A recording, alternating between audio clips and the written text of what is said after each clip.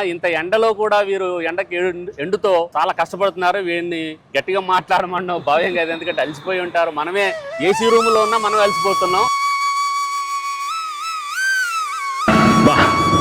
ఎర్రటి ఎండ ఆకలి బాగా దహించి వేస్తోంది, ఆకలి బాగా వేస్తోంది. మీ అబ్బాయిల పేరు హాతీరామ్ సార్. హాతీరామ్, శ్రీరామ్ మీ అబ్బాయిల పేర్లు. ఓకే, అంటే చిన్న అబ్బాయి ఇక్కడే కూరగాయలు అమ్ముతుంటాడు.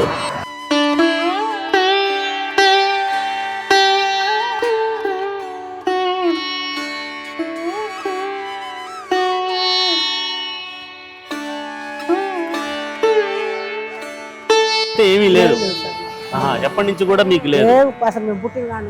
ఏ లేదు. మరి ఏదైనా గబుక్కుని ఏదైనా అర్జెంట్ అవసరం వచ్చింది అనుకోమ్మా, ఎట్లా మరి మీరు అప్పు చేసుకొని తినటం అప్పు చేసుకుండే అంతే తప్ప మీకు వేరే ఆధారం లేదు. ఇది ఇద్దరు కూడా, మీ భార్యాభర్తలు ఇద్దరు కూడా ఇదే చేసుకుంటారు. కృష్ణ గారు మీరు రండి అమ్మ. ఆ మైక్ ఆయనకి ఇచ్చామ్మా, మైక్ నాకు ఇయ్యి, నేను ఆయనకి పెడతా.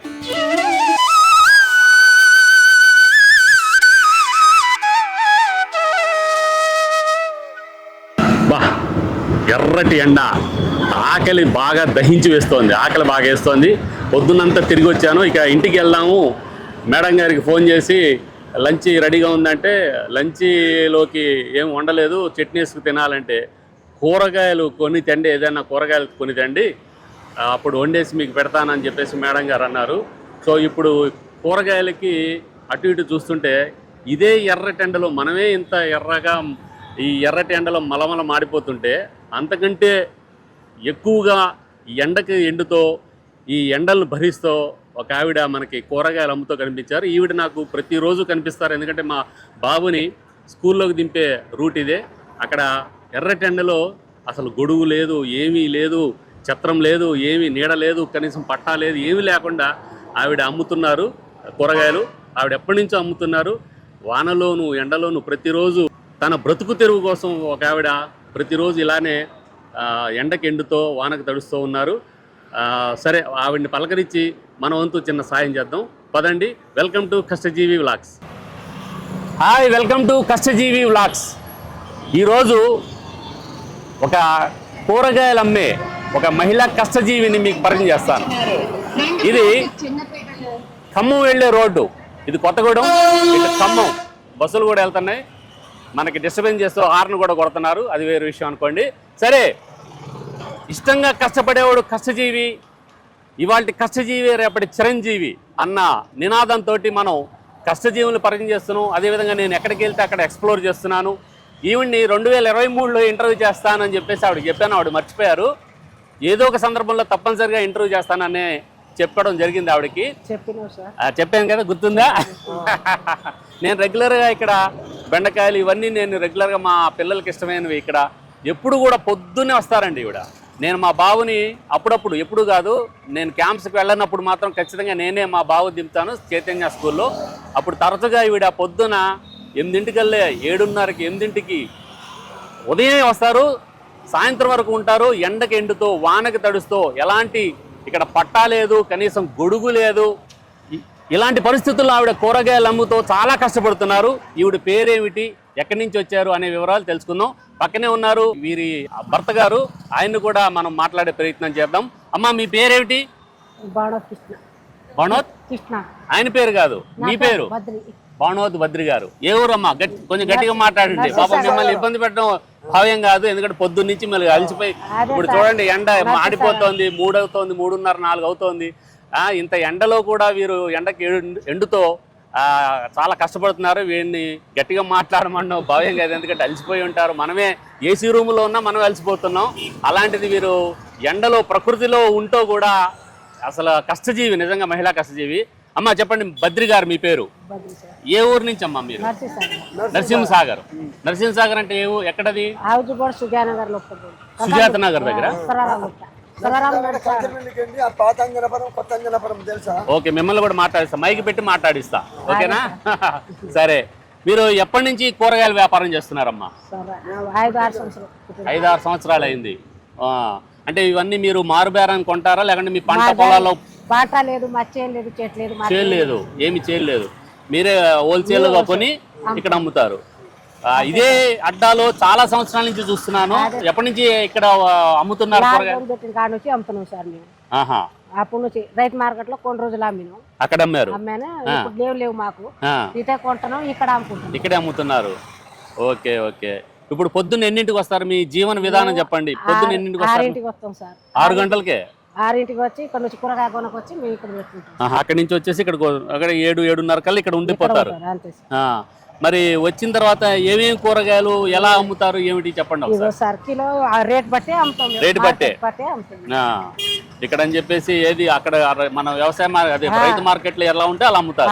సార్ మేము ఎక్కువ అమ్మం, తక్కువ అమ్మం, అక్కడ రేటే ఇక్కడ అమ్ముతారు. ఓకే. మీకు ఎంతమంది అమ్మా పిల్లలు? 2 బాబు. 2 బాబులా? ఏం చేస్తున్నారు? చిన్న బాబు కూరగాయలు అమ్ముతాడు సార్. చిన్న బాబు చదువుకోలే అబ్బాయి. పెద్ద అబ్బాయి చదువుకున్నాడు కానీ ఏం జాబ్ లేదు, ఏం లేదు. ఏం చదువుకున్నారు ఆయన? డిగ్రీ పూర్తయింది. డిగ్రీ పూర్తయింది. వాళ్ళిద్దరి పేర్లు ఏంటమ్మా? ఆతిరామ్, శ్రీరామ్. ఆతిరామ్, శ్రీరామ్. ఓ, మంచి పేర్లు పెట్టారు మొత్తానికి. సో అయితే పెద్ద అబ్బాయిని బాగానే కష్టపడి చదివించారు. రెండో అబ్బాయి మీ అమ్మటే కూరగాయలు ఎక్కడ అమ్ముతాడు ఆయన? ఊళ్ళోనే తిరిగి. ఊళ్ళో అమ్ముతారా? తిరుగుతూ అమ్ముతుంటారా? ఓకే. మీరు రోజు మొత్తం ఎంతవరకు కూరగాయలు కొంటారు? ఇక్కడ ఎలాగా అమ్ముతారు? బేరం బట్టి కొంటాం సార్. ఒక 10,000, 5,000, 6,000, 7,000 సుమారుగా 5 నుంచి 10,000 మధ్య కొంటారు. మీకు డైలీ ఎంత గిట్టుబాటు అవుతుందమ్మా? కూలి మంది వస్తాయి సార్. కూలి మంది వస్తాయి. అప్పుడు పోతే వస్తాయి, లేకపోతే లేదు. ఒక 500-600. మీ అబ్బాయిల పేరు హాతీరామ్? హాతీరామ్ సార్. హాతీరామ్, శ్రీరామ్ మీ అబ్బాయిల పేర్లు. ఓకే. అంటే చిన్న అబ్బాయి ఇక్కడే కూరగాయలు అమ్ముతుంటాడు. ఓకే. ఇది తప్ప మీకు ఏ ఆధారం లేదమ్మా? ఆధారం లేదు సార్. ఆహా. మరి రోజు ఖర్చులు పోను మీరు ఎంత, అంటే ఇంటికి ఎంత తీసుకెళ్తారు? ఎలాగా మీరు బియ్యం ఎలా కొనుక్కుంటారు?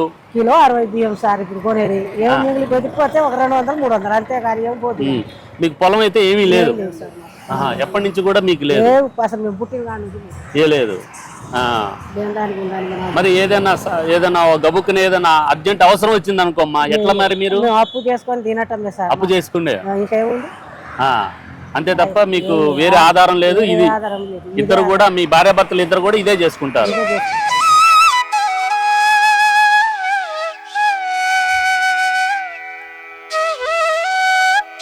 ఈ విధంగా కూరగాయల వ్యాపారం చేసుకుంటూ ఎండనక వాననక పగలు రాత్రి కష్టపడుతున్న ఈ బాణోతు కృష్ణ మరియు బాణోతు బద్రి దంపతులకు మన కష్టజీవి వ్లాగ్స్ ఛానల్ నుంచి, నా తరఫు నుంచి ఒక చిరుకానుక ఇద్దామని డిసైడ్ అయ్యి వీరిని ఇంటర్వ్యూ చేయడం జరిగింది.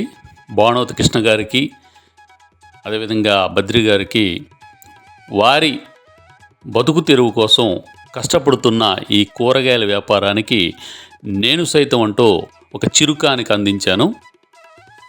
అదేమీ పెద్ద కానుక కాదు, కానీ నా మనసుకు తోచింది ఇద్దామని ఈ విధంగా ఒక చిన్న గొడుగు వారికి ఇవ్వడం జరిగింది.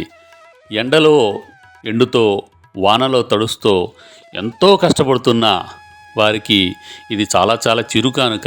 ఇది వారు అబ్బురంగా అందుకుని నాకు ధన్యవాదాలు తెలియజేశారు. కానీ వారు చేసే కష్టానికి ఇది చాలా చిన్న సాయం. అంటారు కదా మదర్ తెరీసా, ప్రార్థించే పెదవుల కన్నా సాయం చేసే చేతుల మిన్న అని. ఆ విధంగా నా వంతుగా మన కష్టజీవి వ్లాగ్స్ ఛానల్ తరఫున వారికి చిరుకానుక అందించడం జరిగింది. వారు ఎంతో కష్టపడుతున్నారు. ముఖ్యంగా ఎండకి ఎండుతున్నారు. అసలే కొత్తగూడెం అంటేనే చాలా హీట్ టెంపరేచరు బాగా ఉంటుంది. మీరు నమ్మకపోవచ్చు కానీ ఇక్కడ 45కి పైగానే ఉంటుంది. అందులోని ఇది మార్చి నెలలో ఇంకా ఎక్కువ ఉంది. ఒక 2-3 రోజులుగా ఏదో కూల్గా ఉంది, అది కూడా 30+ ఉంది టెంపరేచరు. నేను ఇచ్చే రోజున దాదాపు 38-39 ఉంది. తర్వాత ఇక ఏప్రిల్లో కానీ మే నెలలో కానీ ఇంకా చాలా ఎక్కువ ఎండలు పెరిగే అవకాశం ఉంది, ఉష్ణోగ్రతలు పెరిగే అవకాశం ఉంది. కాబట్టి నా వంతుగా వారి కష్టం చూడలేక మనసు చెలించి వారికి ఇంత చిరుకానుక ఇవ్వడం జరిగింది. ఏదేమైనా మీ అందరి సపోర్ట్ తోటి మన కష్టజీవి వ్లాగ్స్ ఛానల్ గ్రోత్ అవుతూ ఉంది. మీరు ఇలాగే సపోర్టు చేయాలని, ఈ వీడియో నచ్చితే 10 మందికి షేర్ చేయండి. ఎంతో కొంత సాయం చేసిన వారు అవుతారు మన ఛానల్కి. ఇలా గ్రోత్ వస్తే మనకి రెవెన్యూ థ్రెషోల్డ్లోకి వెళ్తాం, అంటే $100లోకి వెళ్తే నేను మరింతగా హెల్ప్ చేయగలను. ఫ్రెండ్స్, దయచేసి ఇది అర్థం చేసుకుని ఈ వీడియోలు, నేను చేస్తున్న వీడియోలు షేర్ చేయండి, లైక్ చేయండి. ముఖ్యంగా లైక్స్ ఎక్కువ రావాలి. లైక్స్ ఎక్కువైతే అవి ఎక్కువ షేరింగ్లోకి, నోటిఫికేషన్స్లోకి తీసుకెళ్తుంది యూట్యూబ్. ఆ విధంగా మన ఛానల్కి, మేము చేస్తున్న కష్టానికి మీరు సపోర్ట్ చేసిన వారు అవుతారు. ఈ వీడియో నచ్చితే తప్పనిసరిగా షేర్ చేయండి మీ ఫ్రెండ్స్కి, ఫ్యామిలీ మెంబర్స్కి, అందరికీ. దయచేసి ముందుగా మా కష్టజీవి వ్లాగ్స్ ఛానల్ని సబ్స్క్రైబ్ చేసుకోండి. లైక్ చేయండి, షేర్ చేయండి, కామెంట్ చేయండి. అదేవిధంగా మీకు తెలుసు కదా, పక్కనే ఉన్న గంట గుర్తుకే మీ ఓటు.